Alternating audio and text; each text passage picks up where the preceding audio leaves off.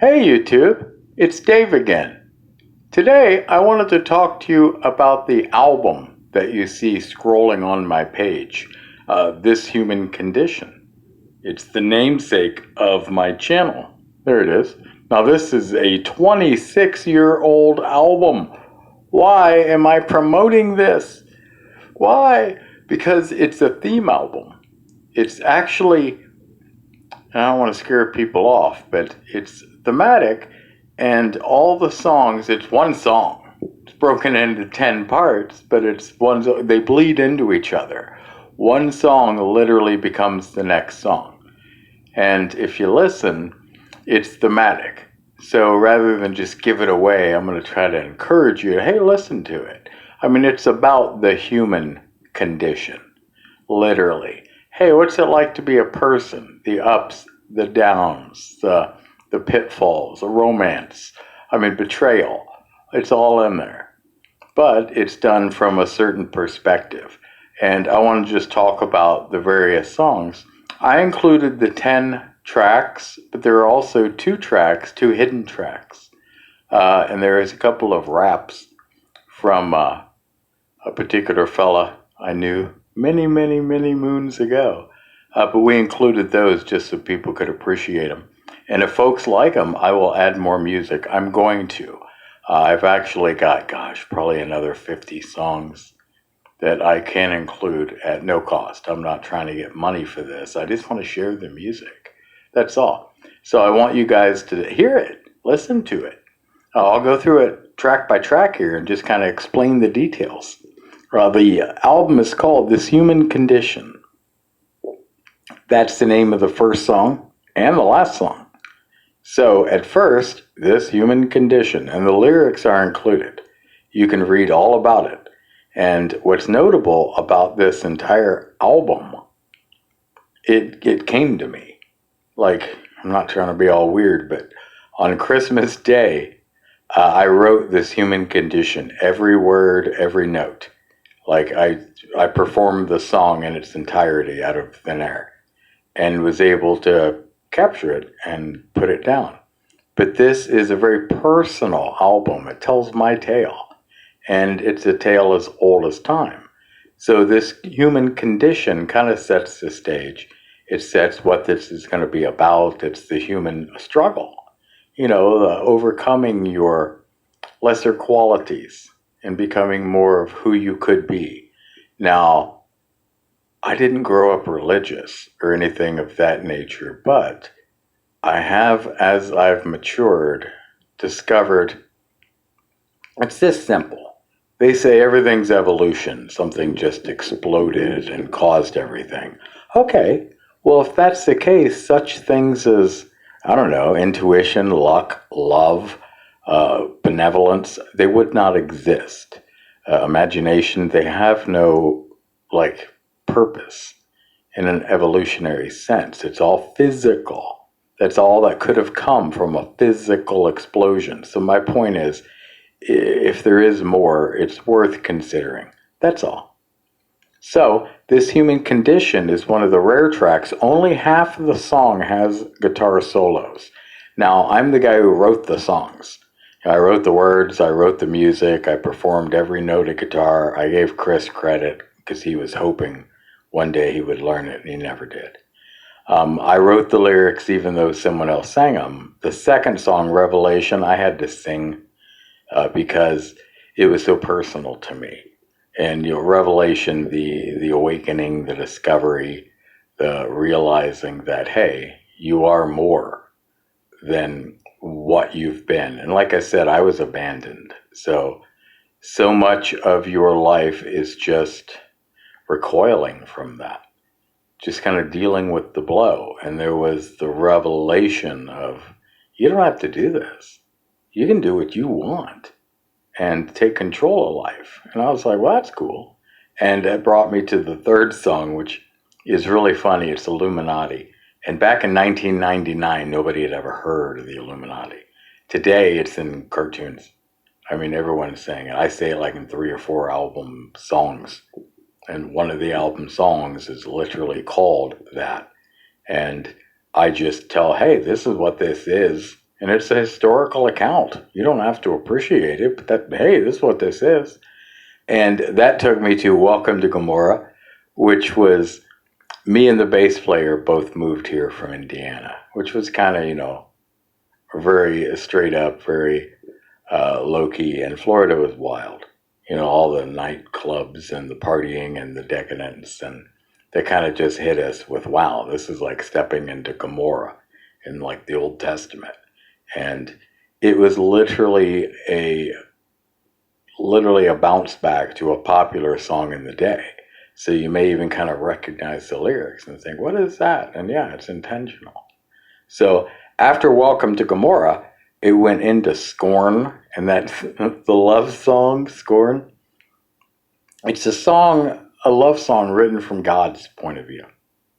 What did we do? How did it make him feel? And it's another one of the tracks that, one of the rare ones that contains a guitar solo. And the reason I mention these is I'm a guitar player, and I don't write solos. You're hearing guitar solos. I'm creating it. It's instantaneous improvisation. Frank Zappa talked about that. He was another great musician and guitar player. I never write solos. They are me expressing myself. Even in this human condition, for example, it's simple, but it's supposed to sound like it's screaming, like it's wailing. That's the sound I'm going for. When we're talking about, Scorn, it tells a story of love and lost love and how that makes you feel. And then it goes into Y2K, which was fun. Do you remember that scare? That in the year 2000, everything was going to shut off, and I saw, well, this is malarkey. But it's a great opportunity for me to just say some things that, maybe get people thinking. And another guitar solo, and if you listen, it's off the cuff. I mean, it's just, hey, okay, let's make it up. It's just supposed to bebop and be fun. And it's not difficult or impressive, but it fit the theme of the song. And so after Y2K, it starts to get serious. And that's when we get into The End Is Coming. And this was literally the first song I ever wrote, ever in my life. It was different. Weren't the same lyrics, but musically, The End Is Coming, Nine-Fingered Madman, and The Final Hour are like a 9-minute one song broken into 3 parts. So The End Is Coming simply sets the tone. It sets the stage. And it's literally calling out like, hey, it's going to be the end of the world. And you can think doom and gloom. But I'm taking all this stuff from not just the headlines, but things that people have talked about. So I thought, it's fodder. Gets us thinking, gets us talking. And that's the whole point. So The End Is Coming as a cool guitar solo. I like it. There's a pinch harmonic in the middle of it. That was total accident. But it was perfect. And I love just capturing happy accidents. And it's worth noting here, this is the second time this album was recorded. We recorded the entire album. It was done. It was ready to mix. And we had a digital recorder that had just come out that year. And it had software failure. It deleted my album. It deleted it. Unrecoverable. I recorded the entire album. It deleted it. We had to record it again. It did not come out the same. Some things were better, some things not as good. Matter of fact, I don't think we captured Scorn like we ever did the first time. It was an organic thing that we never sat down and wrote. It was a jam. And it was awesome the way we did it live. And it just moved. And if you do listen to this, we had lots of cool changes. They're just interesting, arrangements is what it breaks down to. And it was a fun album. I still really enjoy it. And that took us into Nine-Fingered Madman, which is actually the first riff ever written by the bass player and myself when we met. He had that dun dun dun dun dun dun dun dun, that first riff. And he said, what do you got? And I just off the cuff played the chorus. And on the album, it's that verse and chorus. Like, it was like, wow, we're good. We're in a band. And I convinced him to move from where he was in Illinois all the way to Florida, and it did not end well, is what I'll tell you. And after Nine Fingered Madman, which, by the way, ends with an awesome guitar solo, guys, and I'm sorry to say that, but it was 2 takes, because there's 2 parts. There's a bend, and then while the bend is being held, there's another part of the solo, but they were both done independently, but 1 take each. And it's supposed to be chaos. It's supposed to sound like the end of the world and everyone's freaking out. Imagine a Godzilla movie. Whoa! And that's what it's supposed to sound like. I never was going to replicate it. I just wanted to be able to share and impart that. And that's the way I think about guitar solos. They should take off where the actual song falls short. Okay, beyond words, here's what I feel. And that took us into the final hour, which, I am sorry, guys. After that first chorus, when that riff hits and it's just the bass, the guitar, and the drums, that is the heaviest 8 seconds of music that's ever been recorded. I don't care what you say. And it's awesome. And this entire song, the final hour, is literally about the end of the world.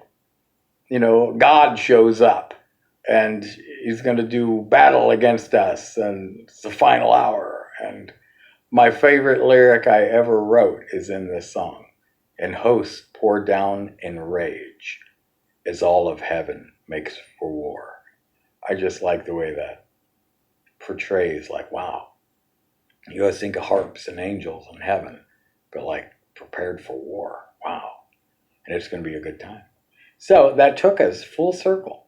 Now we're at the human condition, the reprise.